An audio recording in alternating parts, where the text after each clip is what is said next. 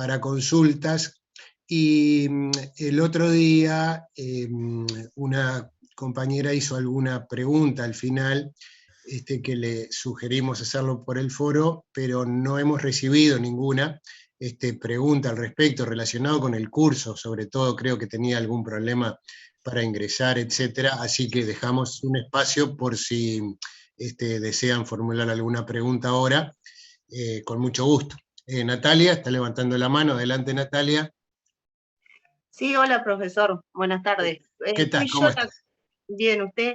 Bien. Sí, fui yo la que iba a hacer la consulta en el foro, pero por razones de tiempo y eso no pude hacerla porque tenía una duda con respecto a la lectura de la clasificación que había mencionado, porque yo había leído en el libro del autor Caioli, y tenía los ejemplos que usted puso en la PPT, lo tengo en el libro, están intercambiados, digamos. O sea, el ejemplo que usted había dado del abandono de niños y de los incapaces, yo había leído en la PPT que usted mostraba que era un delito de peligro abstracto y acá en el libro está al revés. O sea, está como que es un delito de peligro concreto. Y tenía duda y quería consultar. No, está perfecto.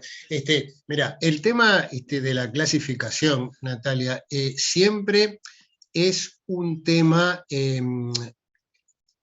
arbitrario, es decir, sujeto a criterios procesales, sujeto a criterios formales, pedagógicos, etc. Entonces, es muy probable que puedas encontrar o que puedan encontrarse no solamente distintas formas de clasificación, sino también en algunos casos ejemplos diferentes. La cuestión es, en el caso de los delitos abstractos, se deja en manos del legislador el establecer la conducta punible o no, por el mero hecho de la descripción. Lo cual ha sido cuestionado por parte de la doctrina en gran medida, en el sentido de que hay como una suerte de peligro, porque si el legislador establece que frente a determinadas situaciones puede existir un peligro, pero si no admite la prueba en contraria, nunca va a haber efectivamente una afectación al bien jurídico tutelado. Entonces, si no hay una afectación, digamos, ¿hasta dónde? ¿No? ¿Cuál es el límite para graduar que esa conducta realmente puso en peligro y merece un castigo? Entonces, allí es donde se fluctúan las interpretaciones, y bueno, es posible, sí, Natalia, que encuentres alguna diferencia ahí en ese sentido. Pero me parece que el punto central es que se pueda internalizar el concepto y después cada uno saque sus propias conclusiones. No pretendo que los ejemplos que yo doy sean la verdad revelada, ni mucho menos. Lo que sí pretendo es transmitir criterios de interpretación para que luego cada uno pueda elaborar el suyo propio. Por eso decíamos que por un lado, ¿no?, los delitos de peligro abstracto y por otro lado los delitos de peligro concreto, precisamente, que ahí sí es donde se habilita, ¿no?, a demostrar que ese bien jurídico en realidad no estaba en peligro y por lo tanto no merece un reproche punitivo. Esa es la razón. Bien, gracias. Con mucho gusto. Raúl, creo que estaba levantando la mano. Sí, buenas tardes, profesor, buenas tardes a todos los compañeros. ¿Cómo te va, Raúl? Bien. Profesor, en la clase pasada usted hablaba del resultado evitable dentro de la clasificación del delito. La pregunta mía es el siguiente, porque una corriente funcionalista que leí que Jacobs y Roxin la mencionan dentro de la acción, ¿eso estaría dentro de la acción o dentro de también en la clasificación de delito, que hoy creo que en la clase de hoy vamos a tocar acción? Sí, claro, sí, sí, por supuesto. Pero por eso, cuando usted habla de resultado evitable, me quedó la duda si es general, ¿no? O solamente se clasifica dentro de la acción. Para dentro de los elementos. Jacot lo clasifica dentro de la acción. De la acción, dentro de la acción, tal cual es así. Así que los dos, Jacot y Roxin, son de corriente funcionalista. Exactamente. Bien, son los dos de corriente funcionalista. Hay algunas diferencias, porque, por ejemplo, en Roxin la acción la integra con la política criminal, es decir, va a determinar si hay una acción o no, siempre y cuando no viole los principios constitucionales, por ejemplo. Lo que quiere decir con ello es que hay una valoración en la acción, allí por parte de Roxin, por ejemplo. Y después también introduce lo que es la imputación objetiva, pero ya dentro de la tipicidad, marcando una diferencia o tratando al menos de buscar una alternativa a las teorías del nexo causal, porque según él, bueno, y según la corriente doctrinaria también actual, ¿no?, de mucho peso desde luego, las corrientes causalistas y finalistas, con sus propuestas, con sus teorías del nexo causal, no han logrado resolver todos los problemas de imputación. Ese es otro aspecto, que también lo maneja Roxin como una variante dentro del análisis y de las categorías, ¿no?, a diferencia de Jacob, lo que tú decías, Raúl. Bien, de la causalista es Lisen y Belling, ¿verdad? Bueno, ellos en realidad son la cabeza visible, pero después hay cantidades. Medger también es muy importante, porque Medger introdujo la valoración dentro de la acción causal, ¿no?, pretendiendo resolver sobre todo los problemas de omisión, y particularmente los problemas de delitos imprudentes también.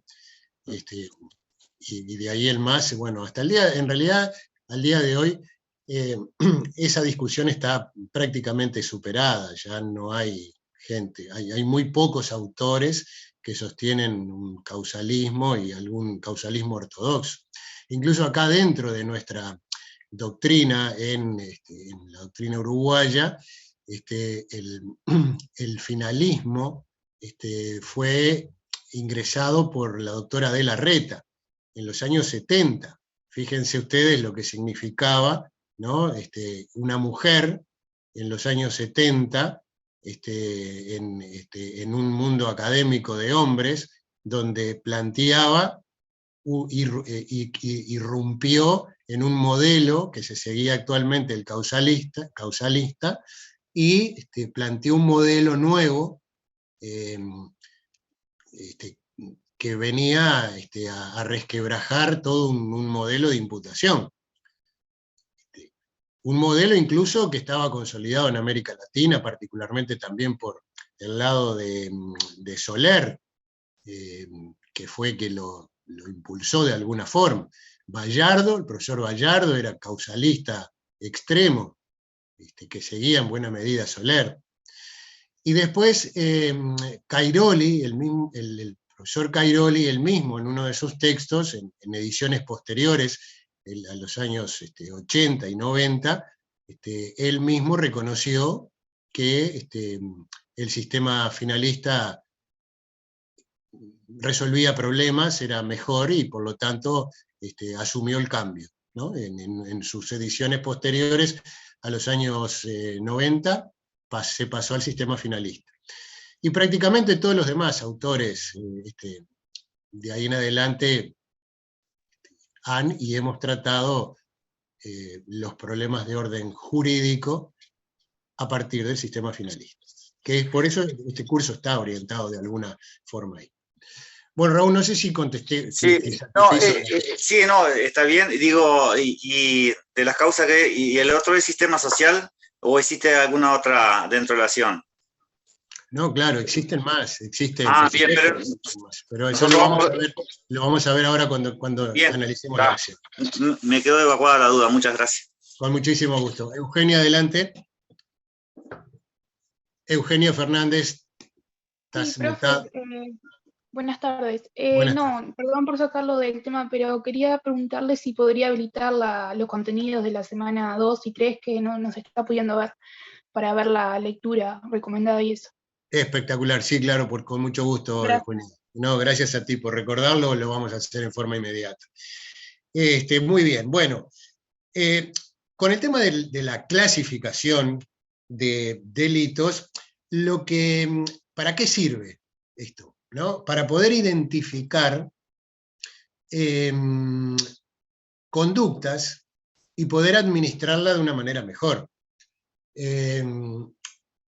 Porque, por ejemplo, acá veíamos los delitos de daño y de peligro, ¿verdad? De la forma, bueno, como se ha planteado y cómo lo hemos desarrollado. Vamos a ver ahora otras clasificaciones, en algunos casos incluso donde el tipo penal requiere de una pluriparticipación de personas, ¿sí? Entonces, si a ustedes les llega el día de mañana un informe, qué sé yo, de una denuncia, de una seccional policial o de una fiscalía, etcétera, donde están denunciando a una persona por asonada, por decir algo, ¿verdad? O por rebelión, y resulta que en el expediente hay una sola, entonces ahí les sirve para darse cuenta que no puede haber asonada, porque la clasificación de delitos implica que para la asonada requiere la pluriparticipación de personas. Eso, digamos, un poco para responder la pregunta por qué es importante la clasificación de delitos. También es cierto que esta es una manera de explicarlos. Otra manera es analizarlos a través del tipo penal, porque en los tipos allí podemos abrir opciones y podemos hablar de los tipos penales de autor, el tipo penal de acto, etc. También se puede hacer. Pensamos que desde el punto de vista pedagógico, reunirlos en una clasificación puede resultarle más prácticos. Más práctico. Bien, vamos a la siguiente.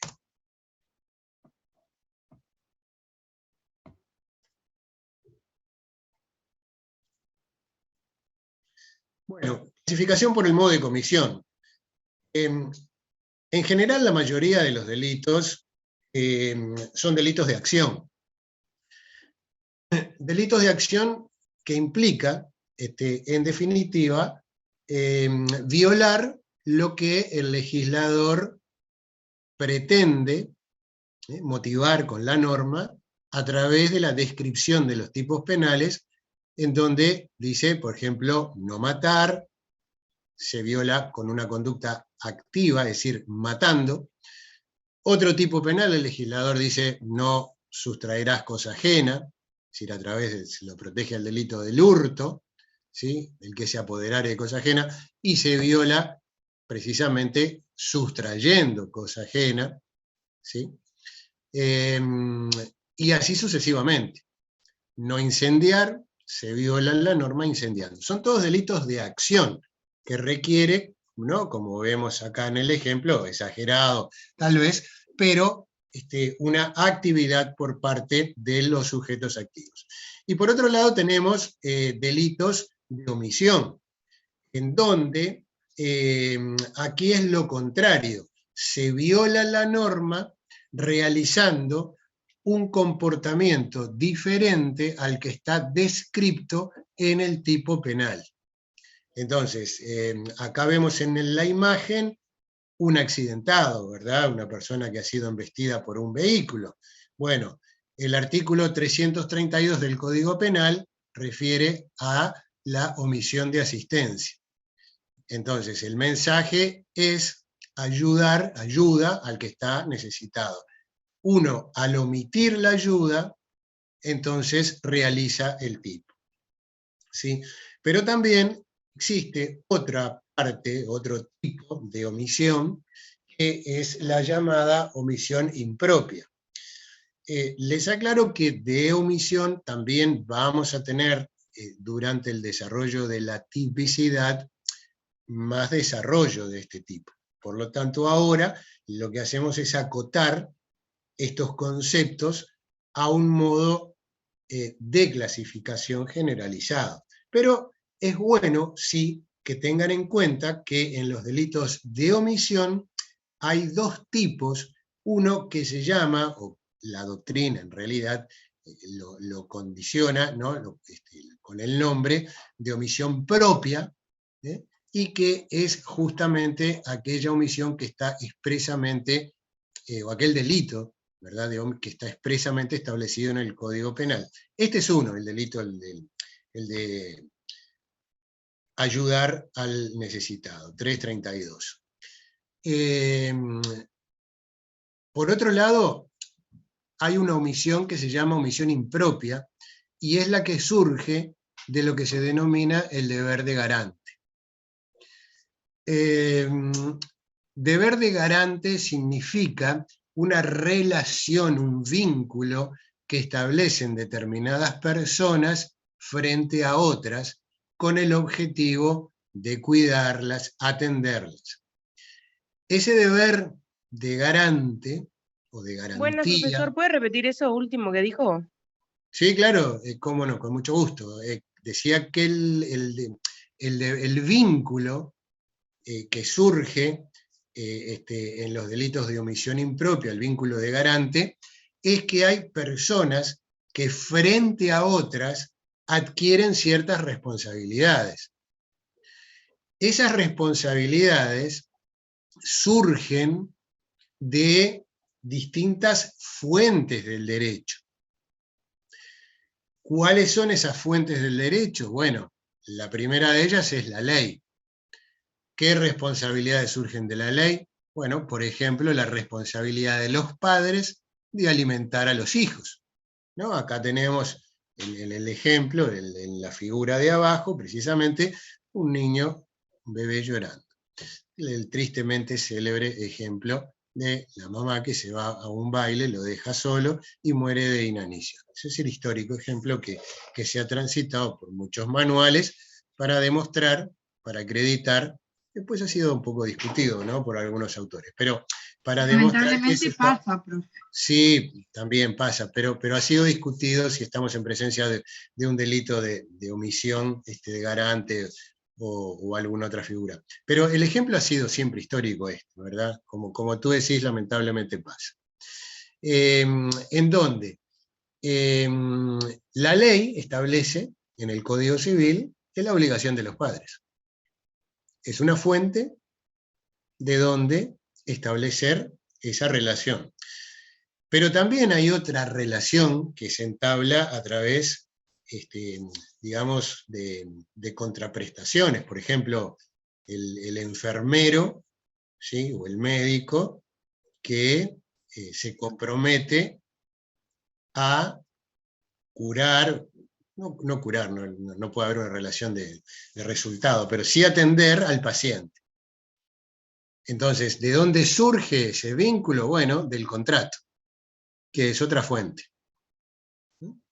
Hay un acuerdo de voluntades, el contrato es una institución de derecho civil, donde cada parte establece determinados compromisos. También hay otra forma de omisión, que es la que se llama el actuar precedente. Actuar precedente. Eso significa que si alguien asume un riesgo frente a otra persona, luego no es lícito dejarlo a mitad de camino, es decir, hasta tanto no logre salvaguardar el bien jurídico tutelado. El ejemplo tradicional es quien ayuda u ofrece la ayuda para cruzar la calzada a una persona no vidente. Si alguien cruza, ¿no? Supongamos 18 de julio y Eduardo Acevedo, al mediodía, de mucho tránsito, y luego la deja a mitad de cruce, en la mitad de la calzada, y se va porque se acuerda, qué sé yo, que en la biblioteca tenía que devolver un libro y lo deja allí. Bueno, si ocurre algo, entonces allí se va a responsabilizar a esa persona porque asumió un deber de cuidado y no logró el objetivo deseado, que es llegar hasta la otra, hasta la calzada.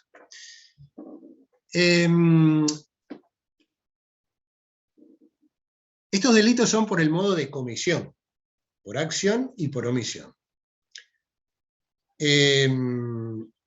Hay otras diferencias, otra clasificación, es por elemento subjetivo.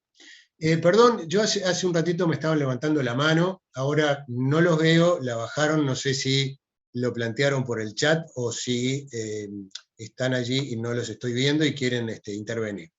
Discúlpenme. ¿Sí? ¿No hay? Sí, profe, yo lo había levantado porque me quedé pensando en esto de la omisión, de cuando uno tiene que prestar ayuda y a veces no lo hace, que es muy común a veces. Me pasó hace unos días atrás un homicidio que hubo en Colonia Nicolich, de una familia, mataron a los papás y dejaron a los niños solos. Es verdad. Que había un vecino que había visto todo, pero cuando llegó el momento dijo que no sabía nada y, o sea, como que no ayudó, no sé, algo de eso pasó. ¿Eso se toma como omisión? ¿Es un delito? ¿No decir lo que uno sabe? ¿O cómo es el tema ahí? Porque eso un poco me confunde. Todo depende, Fabiana. Depende en el sentido de que, en primer lugar, lo que uno tiene que preguntarse es si había alguna relación, algún vínculo precisamente de garantía, que era lo que estamos hablando. Un vecino, por lo general, no tiene un vínculo, no tiene un compromiso con nadie, ¿no? Entonces, el hecho de que no prestara la ayuda no es o no incurre en un delito de omisión de garante.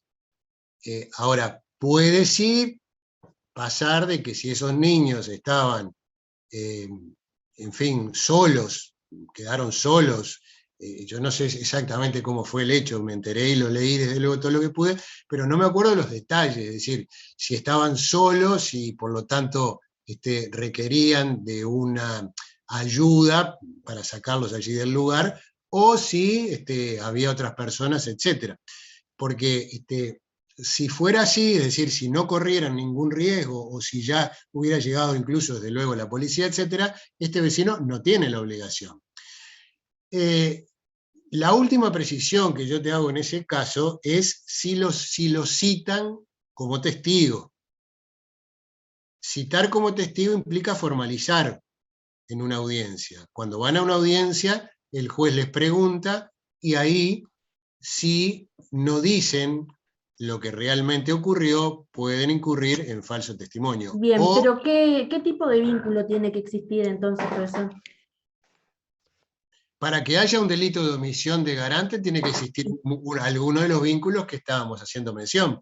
Por ejemplo, tiene que existir un vínculo relacionado con la ley, ser progenitores, tener alguna relación que deban alimentos, por ejemplo, o un vínculo contractual, qué sé yo, alguien que el vecino que lo hayan contratado para cuidar a alguien. Ese es el vínculo que tiene que haber. De lo contrario, si no hay un vínculo formal, un ciudadano, no tiene obligación de denunciar el delito, no tiene obligación. Yo puedo estar, mirá, en la puerta de mi casa tomando mate y veo que enfrente, en la vereda enfrente, alguien va corriendo y le saca la cartera a una señora y la tira al piso, incluso si le querés agregar y la golpea, etcétera, etcétera, yo no tengo el deber de denunciar. Se me cuestionará moralmente, bueno, ¿por qué no hiciste nada? Porque hiciste algo. No tengo el deber. Después tendré el deber, obviamente, ir a ayudarla, a levantarse, etc. Pero yo formalmente, al no tener ningún vínculo, no tengo el deber de denunciar. Hasta ahí es para ejemplificarte que si no existe un vínculo formal que a uno lo obligue a hacer determinada cosa, rige el principio de la libertad. Bien, muchas gracias. Con muchísimo gusto. Profe, Sí, disculpe, cómo no. pero entonces ahora a raíz de esto me surge a mí la duda de la omisión propia. Porque la Sí, omisión propia dijimos que no tiene que tener vínculo. exactamente. Entonces usted en ese caso con esa persona que le estaban robando sí tenía como eso de actuar, Bueno, ¿o no?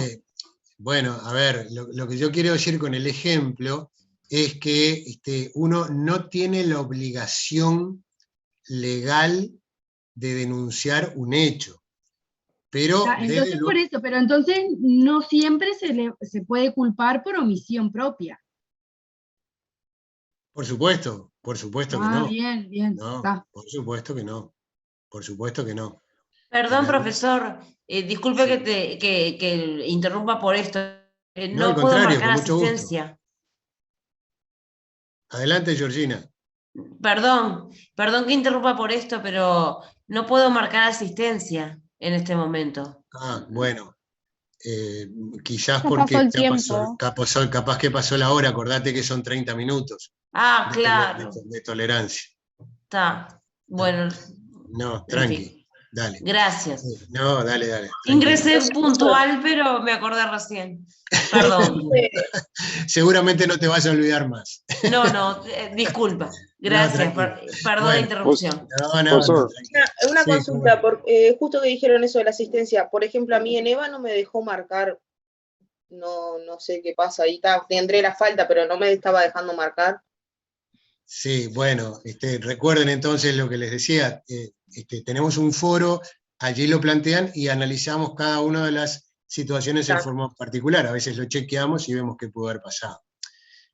Bien, bueno, Celia, estabas levantando la mano, adelante. Buenas tardes, profesor. No, con el caso que usted estaba planteando, por ejemplo, le robaron la cartera a la señora, la lastimaron, todo. Se va el ladrón, por decir algo. Y usted ve que la señora está mal herida y no hace nada, ahí se genera un caso de omisión, ¿no? De omisión de asistencia, exactamente. Ahí está. Gracias. Exactamente, con mucho gusto. Decíamos entonces que además de los delitos a título doloso, ¿no? Que son la mayoría de ellos, es decir, cuando se actúa con conciencia y voluntad. Hay dos formas de responder frente a un hecho. Cuando hay intención, cuando hay voluntad, se le llama dolo, o de lo contrario, cuando hay culpa, ¿sí? O imprudencia. Generalmente son los delitos vinculados al tránsito, o los homicidios culposos por el mal uso de las armas de fuego, etc.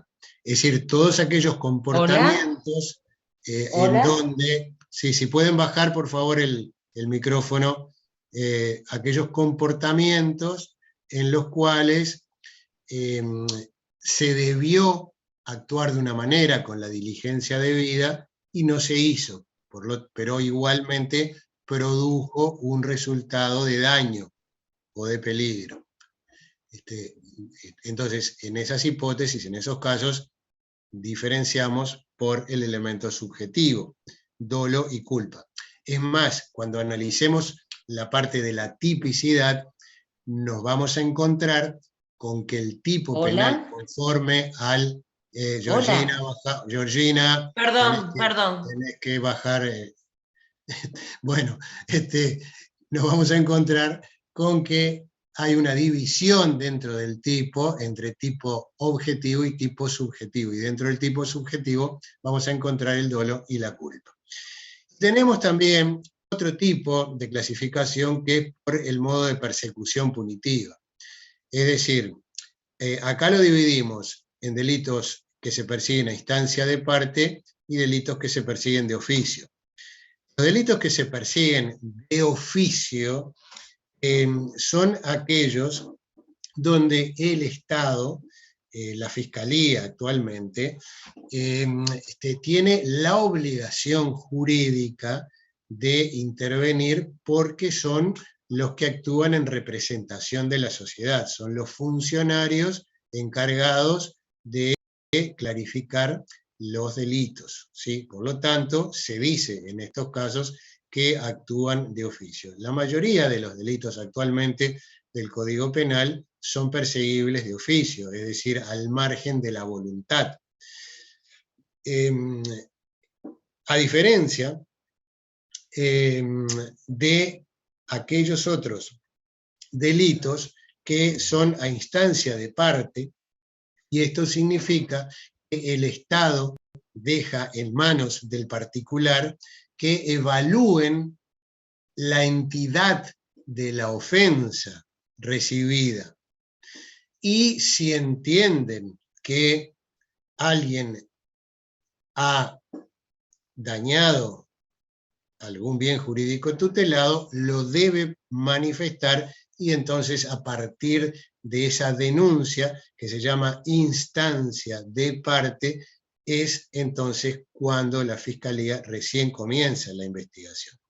Como vemos acá en la pantalla, los delitos que se persiguen a instancia de parte son el traumatismo, que en realidad es una lesión, una lesión que no tiene mayor gravedad, las lesiones culposas, es decir, aquellas que se producen, digamos, en el seno del hogar, por decirlo de alguna manera, o los delitos contra el honor, particularmente, ¿no?, los que tienen que ver con la difamación o con la injuria, pues cada uno debe evaluar si lo que otro ha expresado realmente es algo que lo afecta o no. Siendo así, entonces se pone en conocimiento de la Fiscalía, y a partir de la instancia es que se investigan los delitos. Bueno, clasificación por la característica del partícipe. Acá tenemos, en primer lugar, una división entre sujeto activo, denominado simple, y el sujeto activo calificado. El sujeto activo simple es aquel que también se encuentra en la mayoría de los tipos penales.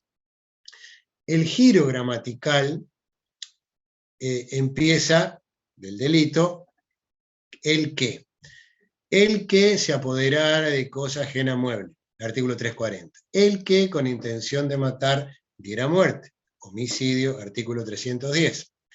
El que induzca en error para aprovecharse, etcétera, estafa. El que, esa es la frase, ¿sí?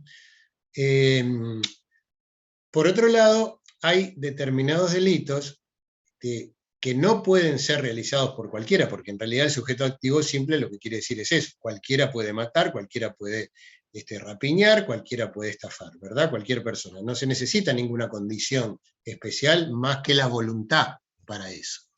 Pero hay otros delitos, sin embargo, que para ser castigados, perseguidos, sí requieren de una particularidad. Por ejemplo, los delitos contra la administración pública requieren la condición de ser funcionario. Uno no puede cometer un delito de peculado si no está en la plantilla de funcionario del Estado. El abogado, hay otros que requieren tener la condición de abogado, por ejemplo, el prevaricato, ¿sí? Solamente lo puede cometer un abogado. Policía, también, la condición de policía, solamente, bueno, es funcionario público también. En algunos casos, en ayuda, por ejemplo, a la autoevasión, solo la puede cometer aquel que es funcionario policial, por estar de custodia en una prisión.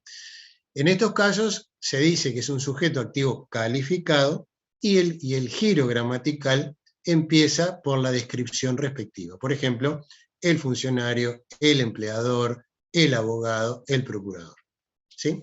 Allí ven la diferencia entre uno y otro, ¿no? Y en cada una de estas hipótesis, bueno, vemos allí la respectiva condición de cada uno. Ahora, también es importante dentro de esta clasificación, no lo tenemos acá, pero surge, o a partir de aquí, que se pueden clasificar por la cantidad, por el número del sujeto activo. ¿Qué significa eso? Significa que hay delitos, también la mayoría de ellos, en que es suficiente con que una sola persona realice la actividad típica descrita en la norma. Por ejemplo, alguien quiere cometer una rapiña, suficiente con que vaya a un lugar, amenace con violencias y sustraiga el dinero. Lo puede hacer una persona sola. Violar lo puede hacer una persona sola. Incendiar un bosque lo puede hacer una persona sola. Traficar droga lo puede hacer una persona sola. Se llama delitos unisubjetivos. Pero hay otros que, por el contrario, requieren de la pluralidad de personas. Estos se llaman plurisubjetivos y están particularmente vinculados a los bienes jurídicos que tutelan el orden interno del Estado, el orden público interno del Estado, o también la paz pública, que se encuentra en los primeros títulos del Código Penal. Y en estos casos, necesariamente se requiere la pluriparticipación de personas. Por ejemplo, es lo que ocurre con el delito de rebelión, que está establecido en el artículo 141 del Código Penal, y que el giro gramatical que empieza, es decir, los que se alzaren a mano armada, etcétera, etcétera. ¿Sí? Son varios. También, por ejemplo, la asociación para delinquir, artículo 150 del Código Penal. Entonces, el giro gramatical comienza diciendo los que se asociaren para cometer determinados delitos. Por favor, si pueden cerrar el micrófono, son tan amables.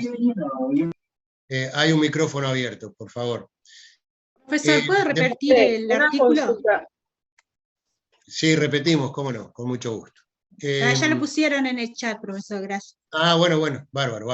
Profe, sí, te iba a preguntar porque justo comenzó el ruido, que estaba diciendo que comienza los que se asociaren para, y se me quedó ahí. No, ese es el giro gramatical, que empieza los que se asociaran para cometer delitos. Para delinquir. Para cometer delitos. Esa es la asociación para delinquir, que es un ejemplo de que en determinados delitos se requiere necesariamente la pluriparticipación de personas. No hay una imputación por el artículo 150 del Código Penal de una persona sola, porque el tipo penal requiere asociarse, y para asociarse por lo menos tiene que haber dos, además de otras características. Después, también en el marco de los sujetos, del sujeto activo, también se puede clasificar por el grado de participación. Cuando hablamos de grado de participación, nos referimos, por ejemplo, a la condición de autor. Autor es el que ejecuta los actos consumativos. Es el que dispara el arma de fuego, por ejemplo, el que sustrae la cosa ajena, etc. Ese es el autor, pero también hay quienes colaboran en el proceso de ejecución con distintos actos, y esos son denominados coautores. ¿Sí?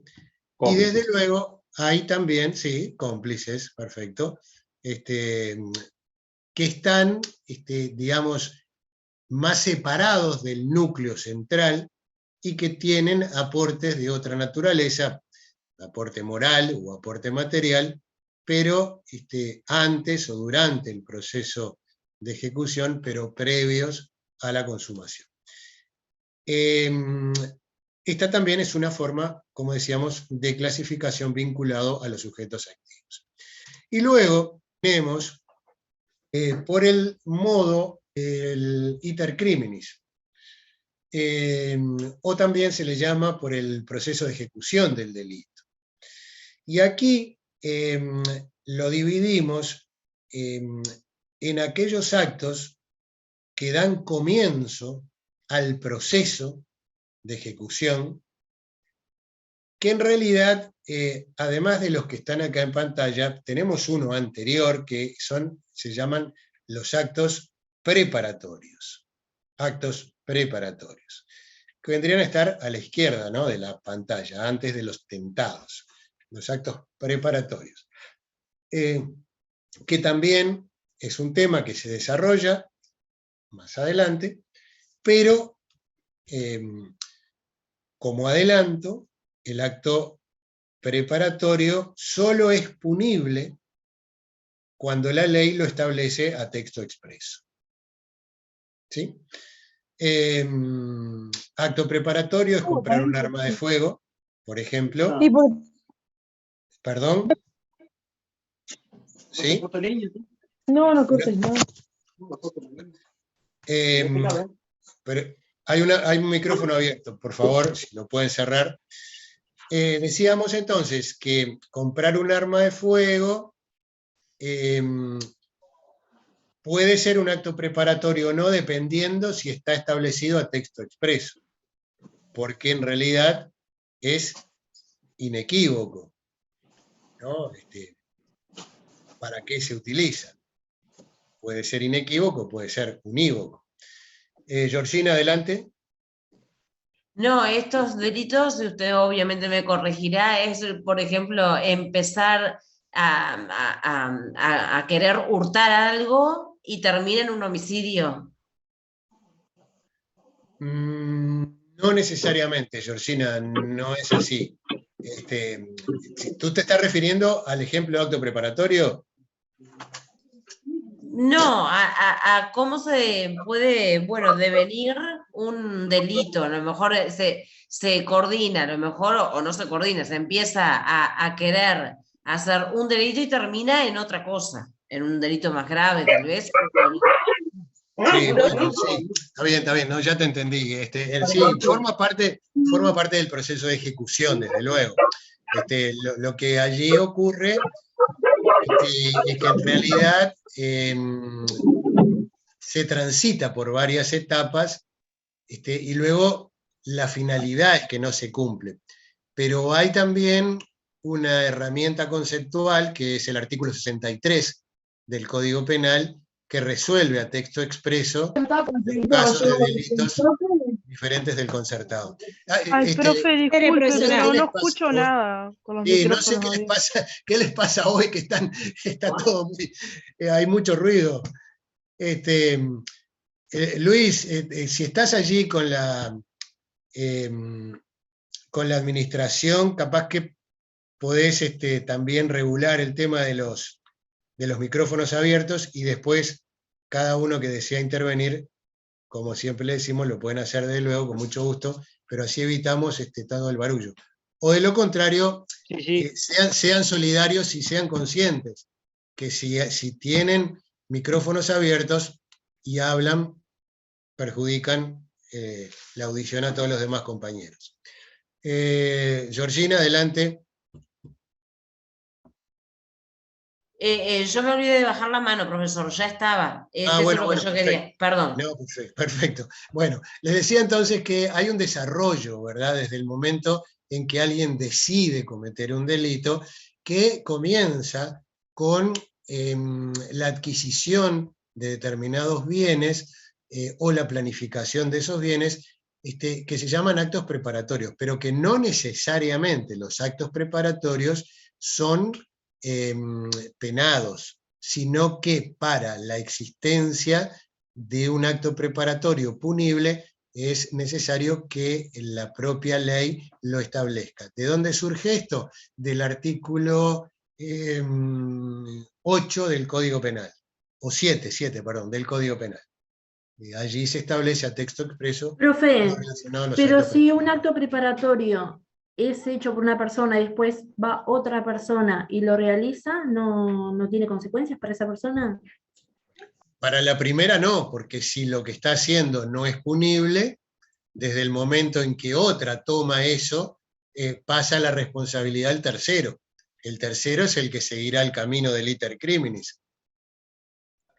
Entonces, no es delito idear, digamos, póngale el asalto a un banco y el ideólogo digamos, lo prepara y van otras personas y lo hacen. ¿Eso no es delito? Bueno, eso puede ser que sea un cómplice, porque el cómplice es el que actúa moralmente antes o durante el proceso de ejecución.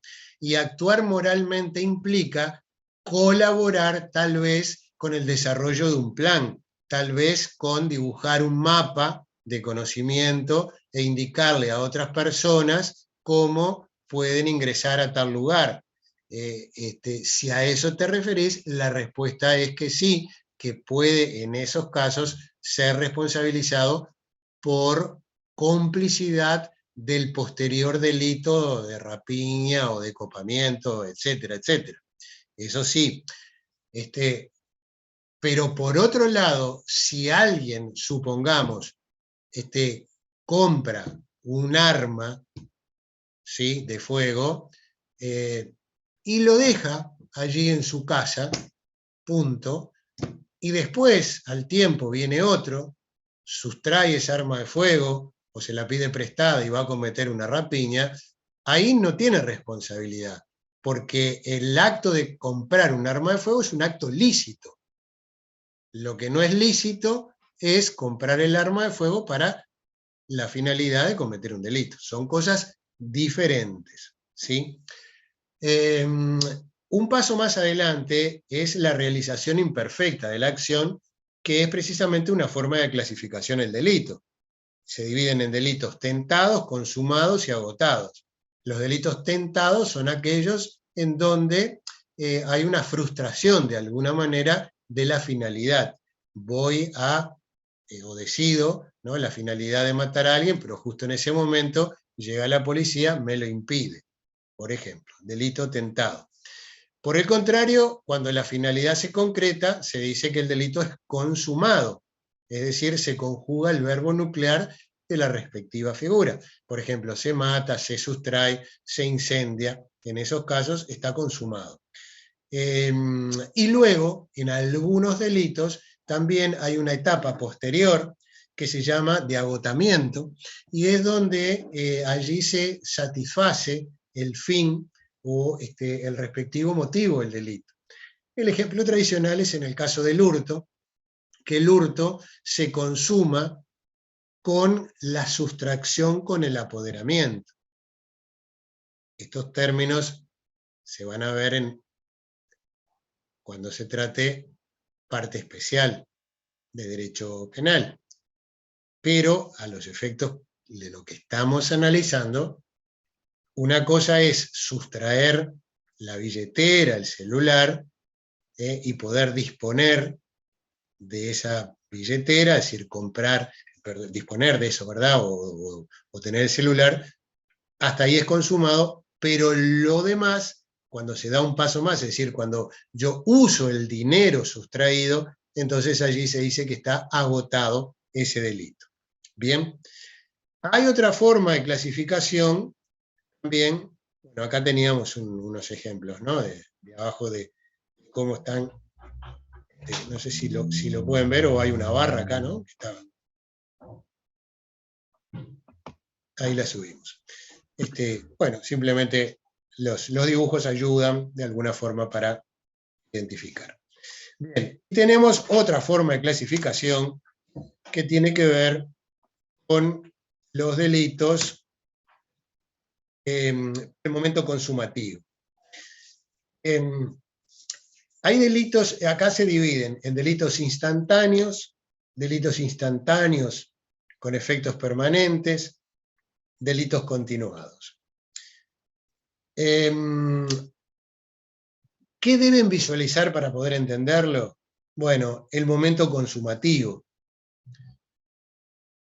¿Qué significa el momento consumativo? Bueno, como decíamos recién, es cuando se puede disponer, si fuera en el caso del hurto, de la cosa sustraída. Pero resulta que hay delitos que se clasifican como instantáneos.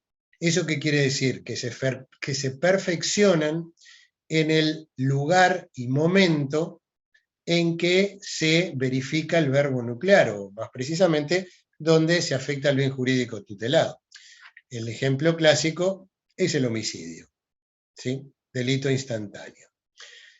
Hay que tener cuidado que el homicidio no pierde su condición de delito instantáneo si la persona no muere en el momento, ¿verdad? Porque puede ser que se le provoque heridas de gravedad y fallezca luego de una internación durante varios días. A pesar de eso, no cambia la naturaleza jurídica, el delito continúa siendo instantáneo. Por otro lado, tenemos delitos que son permanentes, así llamados aquellos donde la consumación se realiza en forma sistemática, hasta tanto no concluya, ¿verdad? Por ejemplo, el caso de la privación de libertad es el ejemplo por autonomasia. Mientras dure la privación de libertad, el delito se continúa consumando. ¿Y la desaparición forzada, profesor? Y también, desde luego, obviamente, la desaparición forzada también es un delito permanente. De hecho, las argumentaciones que se han hecho para la defensa, para el marco de las denuncias de derechos humanos contra la dictadura, han sido, en principio, por lo menos las primeras denuncias, basadas precisamente en que se trataba de delitos permanentes y que no se aplicaba la ley de caducidad de la pretensión punitiva del Estado. Pero efectivamente es así, se consumen. El ejercicio de profesiones también, ¿no? En el sentido de que hay se ejercen profesiones cuando no se es el profesional debido, y es un delito permanente hasta tanto no cesa esa condición. Después hay delitos que son instantáneos con efectos permanentes, y estos son aquellos donde en realidad la lesión al bien jurídico es en el momento, pero permanecen las secuelas, ¿sí? O las consecuencias, si se quiere. El ejemplo que trajimos acá es de la bigamia.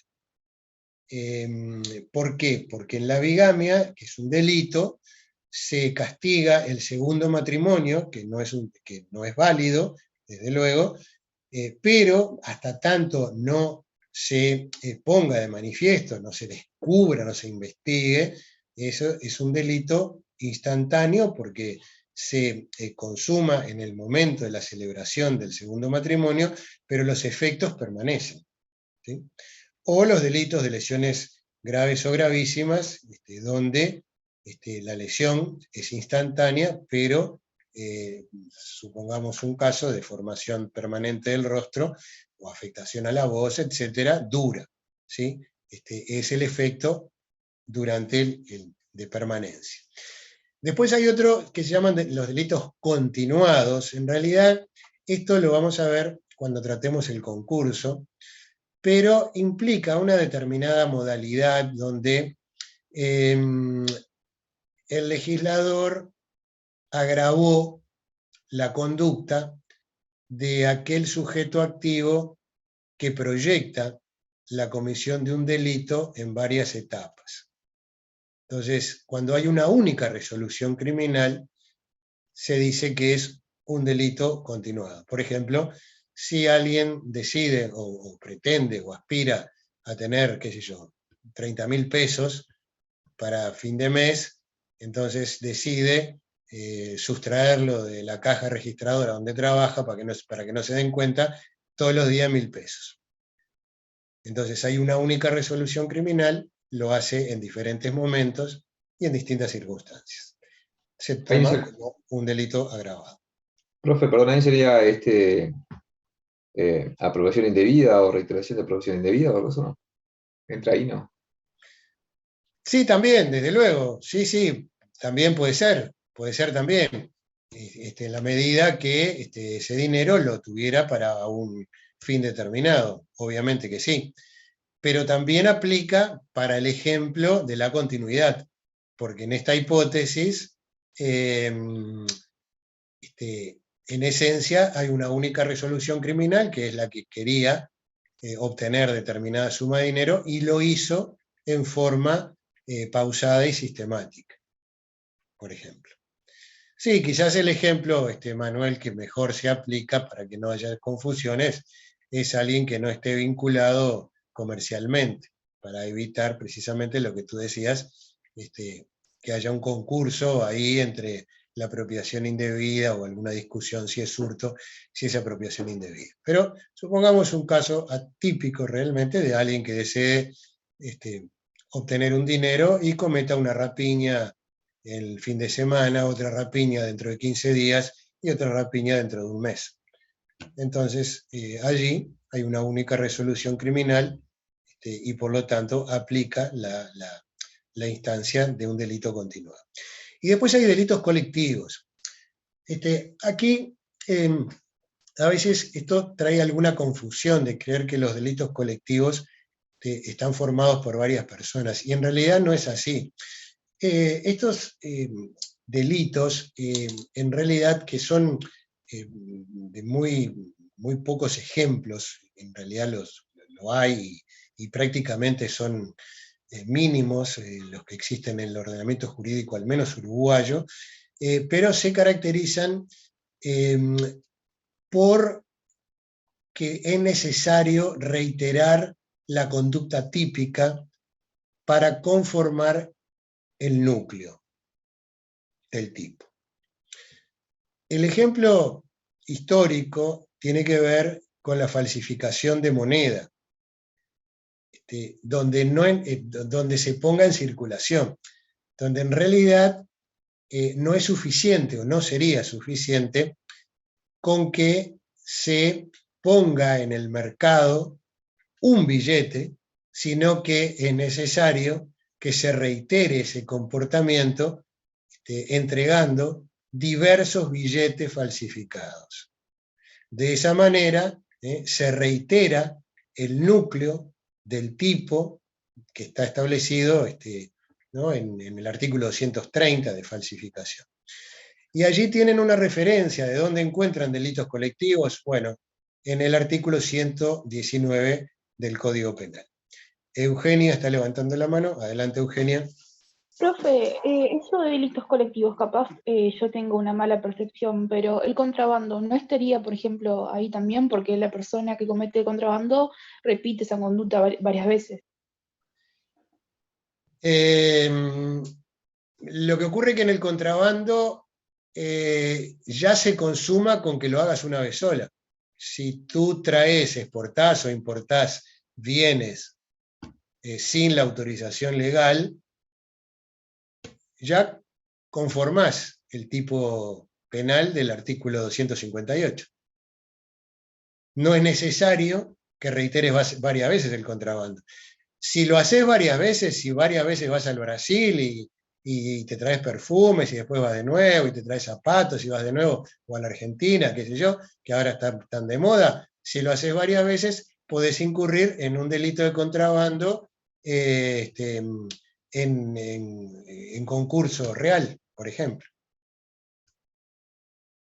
Pero es distinto a los delitos colectivos, porque en el colectivo el propio tipo penal exige la reiteración de esa misma conducta. Contrabando no es necesario. ¿Sí? Después tenemos el objeto, ¿verdad? Se clasifican en delitos comunes, delitos militares, delitos políticos y delitos terroristas. La mayoría de los delitos del Código Penal y del ordenamiento jurídico, debo decir, son delitos comunes, que los encontramos en el Código Penal y los encontramos en las leyes especiales.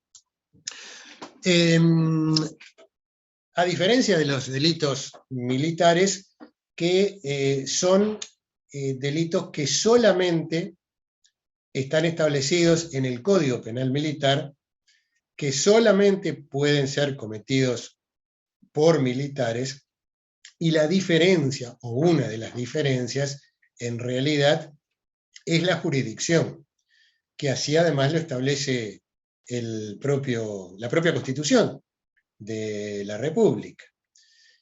Los delitos militares son juzgados por la jurisdicción militar, los delitos comunes son juzgados por la jurisdicción ordinaria.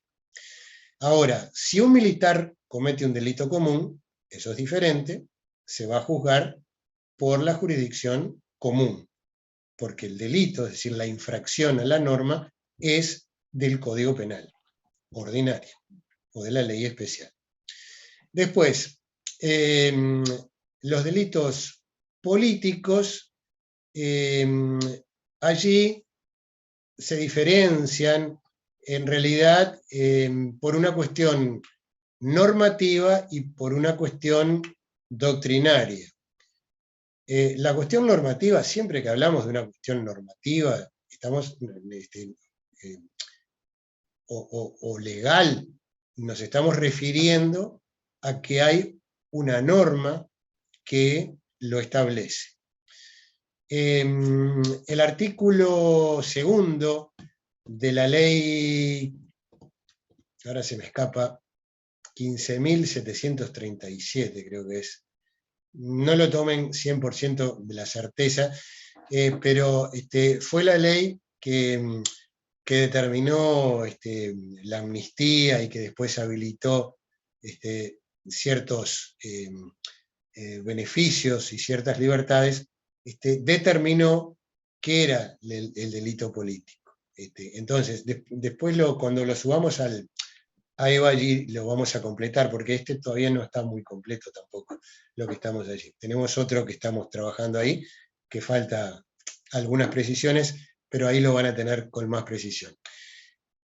Pero también hay una definición de delito político desde el punto de vista doctrinario. Por ejemplo, se acude a un criterio objetivo o subjetivo. El criterio objetivo implica el verificar que la acción del sujeto activo estaba dirigido contra las instituciones del Estado, por ejemplo, contra el Poder Legislativo, contra el Poder Ejecutivo. Bueno, acabo de ver la presencia del doctor Alejandro Bonani. Alejandro, te damos la bienvenida. Sí, te quería avisar. Profesor. Y de paso aprovecho para... ¿Perdón? Profesor, ¿puede repetir el criterio objetivo? Que no llegué a mí, de Luis, porque Luis se tiene que ir. Y yo voy a ingresar a la gente que se sale y entra, sale y entra. Perfecto. Lo que dije? Sí, te entendí perfecto. Pará, vamos a hacer así, yo te voy a dar como anfitrión, pero mientras tanto, te voy a ir presentando que Alejandro es otro de los profesores que nos va a acompañar este año, como también nos viene acompañando hace muchos años, tanto en Introducción al Derecho Penal como parte general y como parte especial. Así que te damos la bienvenida, Alejandro, y ya te hemos presentado, ya te hemos hecho la presentación en sociedad. Así que bueno, bienvenido. Decían... Yo te agradezco y aclaro, no participé y estuve en la fisioterapia. Trato de no faltar. No, tranquilos. Sabemos que estuviste ahora reponiéndote de una pequeña dolencia, pero que felizmente está todo en orden. La pregunta era si podemos repetir el criterio delito político. Sí, claro. Hay un criterio objetivo que tiene que ver con la adecuación a los bienes jurídicos que se ofenden. Por ejemplo, si lo que se ataca es las instituciones del Estado, entonces objetivamente se considera que es un delito político. Si se irrumpe, por ejemplo, en el Palacio Legislativo, o si se toma de rehén al presidente de la República, en la Torre Ejecutiva, etc. Es un criterio objetivo. Y por otro lado, un criterio subjetivo que en realidad sostiene que es delito político cuando el sujeto activo realiza las acciones tendientes con una finalidad de orden político. Por ejemplo, sustrae armas de una casa de comercio, de una armería, para repartirlas y generar una rebelión. Entonces, lo que allí persigue es un criterio subjetivo. Y luego están los delitos terroristas, o de terrorismo, que son aquellos que, en definitiva, tienden a generar un daño social de dimensiones, ¿sí? Que en muchos casos no necesariamente lesionan a las personas, pero sí con el objetivo de causar temor a la población. En otros casos va incluido, obviamente, la afectación a los bienes jurídicos tutelados con las personas. Y luego tenemos... No tenemos más nada. Tenemos el fin. Con esto terminamos lo que viene a ser la parte de clasificación de delitos. Y vamos entonces a ver ahora lo que son Profesor. lo que viene a ser la acción. Pero interín dejo un espacio para ir preguntas mientras yo voy buscando el otro. Ya, profe. ¿La va a subir esta PPT? Sí, claro, sí, por supuesto. Bien. Gracias. No, por supuesto. Por supuesto que sí. Vamos a ver. Mientras voy buscando. Sí, escucho alguna pregunta que quieran formular. Yo le quería consultar, profe, si se anima a reiterar el criterio subjetivo del delito político. ¿Cómo no? Con mucho gusto. Déjame simplemente que acá está. Profe, antes que explique eso del compañero, la ley de amnistía era relacionada a los delitos militares, ¿no? Relacionado al concepto de delito, sí. Relacionado al concepto de delito político. Bien, gracias. Hay un concepto legal y hay un concepto formal o que la doctrina ha elaborado, ¿no? Bueno, y acá vamos a ver. Ahí lo están viendo, ¿verdad? Sí, una última consulta que quiero hacer. Sí, claro, no, por favor, no tiene por qué ser la última, adelante.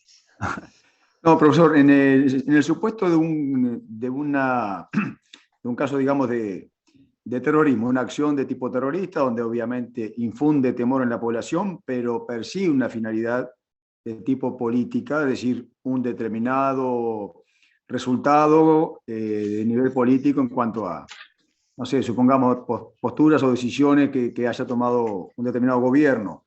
En esa situación, ¿cómo se clasifica? ¿Directamente solamente terrorismo o delito político en conexión con terrorismo? ¿Cuál sería la clasificación? Pero el hecho en sí que tú estás planteando, supongamos un atentado donde puede afectar un bien, una institución pública, como de repente algo privado, pero conexo con la finalidad que se persigue de determinada consigna, ¿no? Es decir, de lograr determinados efectos a nivel político. Sí, bueno, justamente la calificación va a depender de estos criterios que estamos analizando. El gobierno puede entender que hay una finalidad en ese comportamiento y entender que es un delito político. Para basarse, se basa en un criterio subjetivo. Después, habrá tiempo para demostrar que tal vez no fue ese el sentido, capaz que fue alguna persona aislada, sola, con un problema psiquiátrico que le dio por, qué sé yo, por embanderarse y por entrar de esa manera. Después, pero a la hora de calificar, lo puede calificar en alguno de estos criterios, o en los criterios legales, donde se determina, en algunos casos, cuándo es precisamente un delito político o un delito terrorista. Bien, claro, hay que ver bien los detalles del caso concreto para definirlo, seguro. Sí, del caso concreto, pero también del concepto. Bien. ¿Sí? Perfecto. Tatiana, adelante. Sí, profe, disculpe que se me cortó y no terminé de escuchar el criterio subjetivo y quedé en sostiene que es delito cuando el sujeto activo realiza las acciones tendientes a, y ahí me quedé. Sí, perfecto. Tendientes a lograr una finalidad de orden política.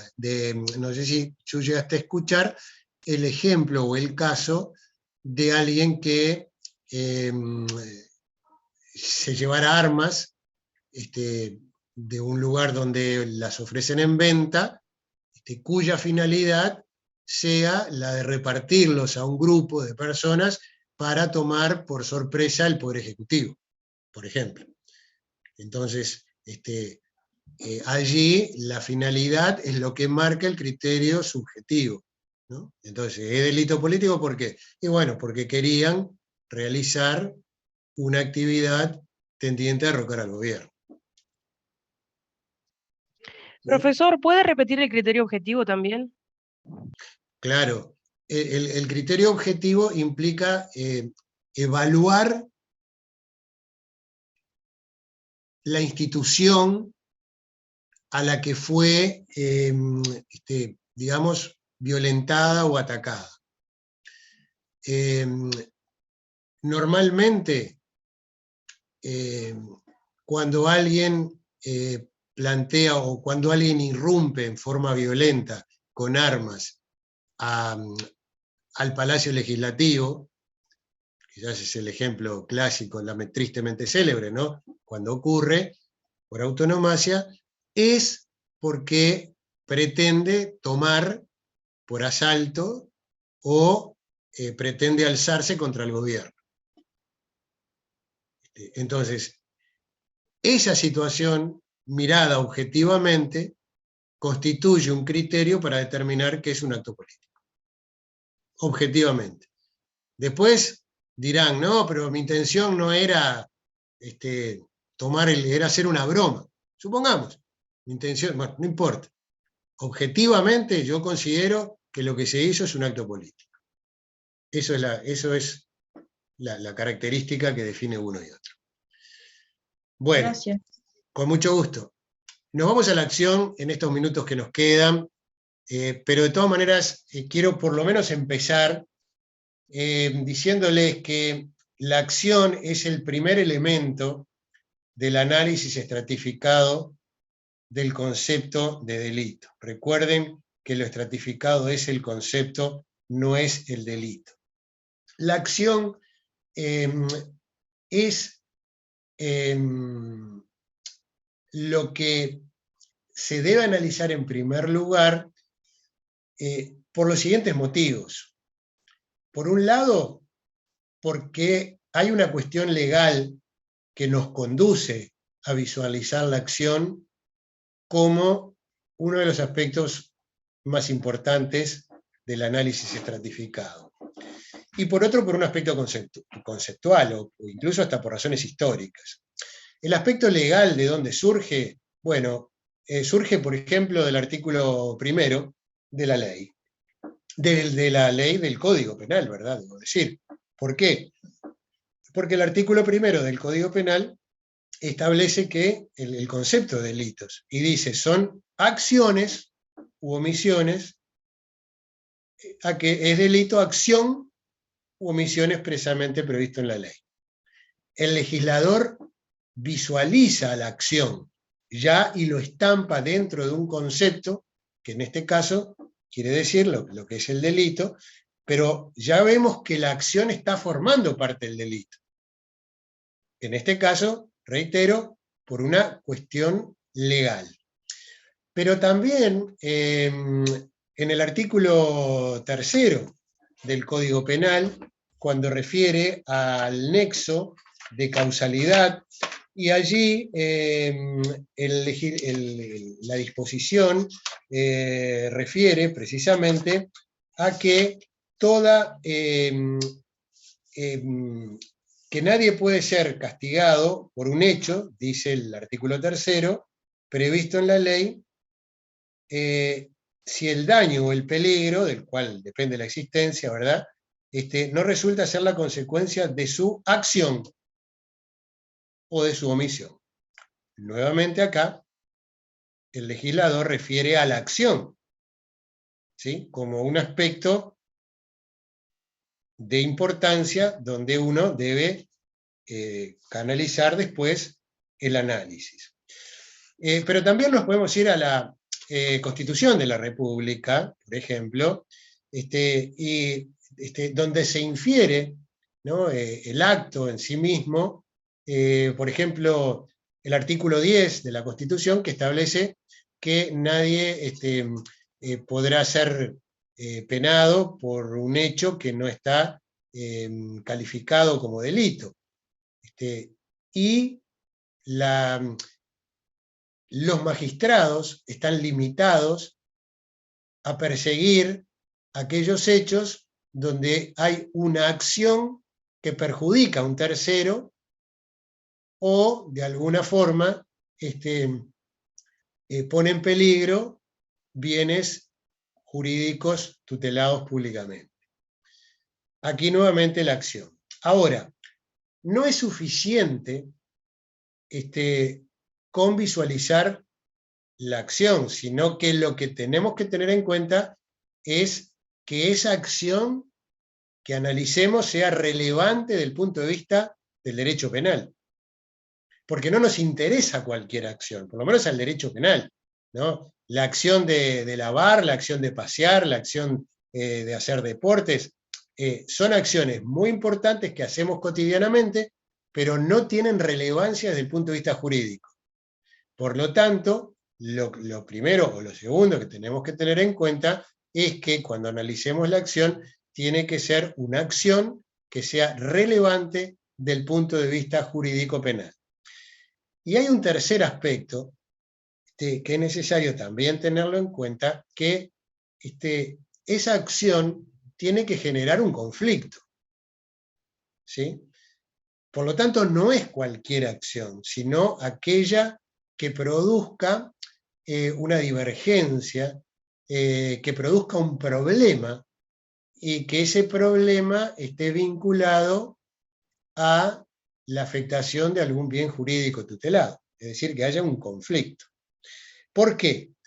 Porque hay situaciones en donde también se viola el orden jurídico, pero en realidad no se castigan con la privación de libertad o no se castigan con una pena. Por ejemplo, digo esto y ya terminamos.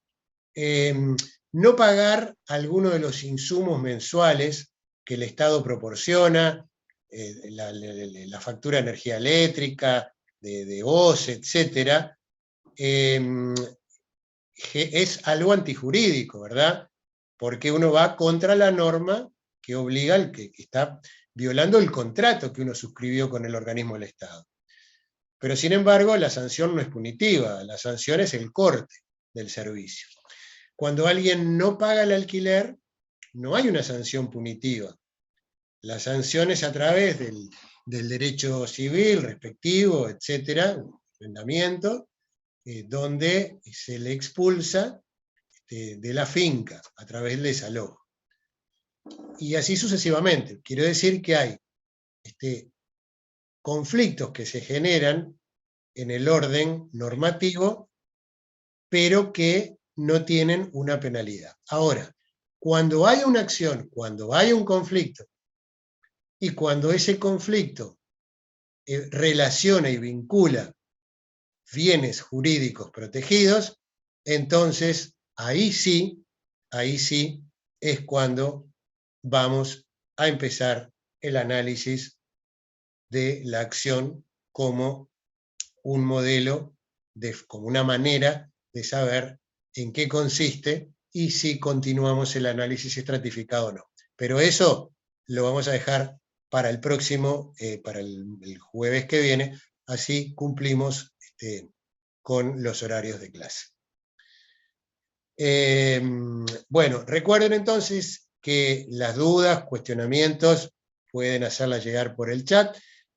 Aprovecho entonces para saludar a mis compañeros de cátedra, a Luis, a Adriana, a Alejandro que se incorporó hoy, a Juan también, a Nancy, y a todos ustedes y a todos los estudiantes les mando un gran saludo, que tengan una feliz fin de jornada y nos estamos encontrando el próximo. Muchas gracias.